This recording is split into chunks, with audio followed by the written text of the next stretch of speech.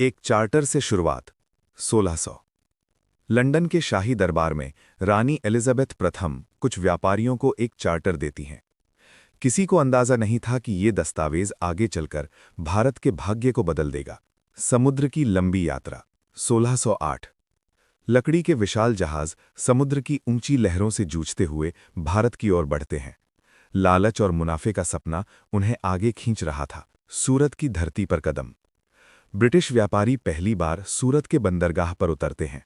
रंगीन बाजार, मसालों की खुशबू और मुगल साम्राज्य की समृद्धि उन्हें चकित कर देती है। पहला कारखाना 1613।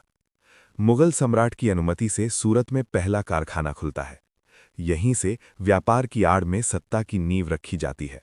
मद्रास में किला 1639।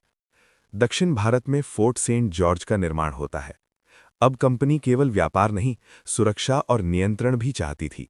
बंबई का महत्व 1668। पुर्तगालियों से मिला बंबई एक रणनीतिक बंदरगाह बन जाता है। ये शहर कंपनी की समुद्री ताकत का केंद्र बनता है। कलकत्ता का जन्म 1690। हुगली नदी के किनारे फोर्ट विलियम खड़ा होता है। बंगाल की समृद्धि पर कंपनी की नज़र अब पूरी तरह टिक जाती है।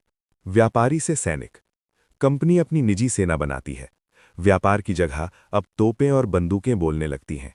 प्लासी का मोड़ 1757। प्लासी के मैदान में नवाब सिराजुद्दौला हारते हैं। धोखे और चाल से कंपनी बंगाल की मालिक बन जाती है। बक्सर की मोहर 1764। बक्सर की जीत कंपनी की सत्ता पर अंतिम मोहर लगा देती है। मुगल सम्राट भी अब कमजोर पड़ चुका था। दीवानी अधिकार। कंपनी को कर वसूलने का अधिकार मिल जाता है। अब सत्ता की जड़ें सीधे किसानों और जनता तक पहुंच जाती हैं। पूरे भारत में फैलाव। मैसूर, मराठा और सिख युद्धों के बाद कंपनी का राज फैलता जाता है। भारत धीरे धीरे एक कंपनी का उपनिवेश बन जाता है। Subsidiary alliance.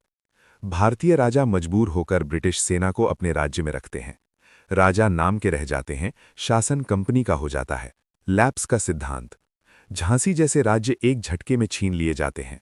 न्याय नहीं, केवल नीति के नाम पर कब्जा होता है। शोषण की मार। किसान कर में दबते हैं, कारीगर बेरोजगार हो जाते हैं। भारत की दौलत इंग्लैंड जाने लगती है। रेलवे की सीटी 1853। पहली रेल चलती है, बंबई से ठाणे तक। ये सुविधा भी सत्ता और संसाधनों को तेजी से ढोने का जरिया बनती है। नई शिक्षा, नई सोच। अंग्रेजी शिक्षा से एक नया वर्ग पैदा होता है। यही वर्ग आगे चलकर सवाल पूछना सीखता है। सामाजिक बदलाव। सती जैसी कुप्रथाएं समाप्त होती हैं, पर सुधार के साथ साथ नियंत्रण भी बढ़ता जाता है। 1857 की ज्वाला।